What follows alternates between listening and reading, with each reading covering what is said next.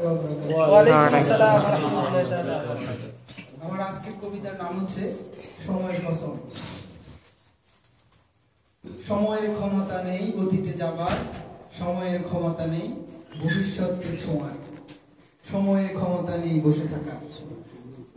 মুহূর্তেই অতীত সে তো বর্তমানে শূন্য, স্মৃতি হয়ে থেকে যায় ভবিষ্যতের জন্য। সময়ের সাথে সাথে মানুষের চেহারার যেমন পরিবর্তন আসে, সময়ের পালা বদলে মানুষের চাহিদারও তেমনই পরিবর্তন সূচিত হয়। অভ্যেস বদলে যায় কিছু সময় অতিক্রম হলেই।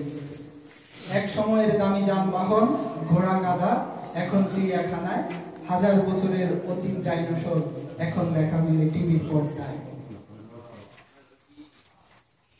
এমন অনেক অভ্যেস অতীত হয়ে গেছে যা ভেসে ওঠে স্মৃতির সীমানায়। মহাসত্যের আহ্বানে আমৃত্যু বদলায় না কিছু অভ্যেস, অনাগত ভবিষ্যতের সফলতার আশায়।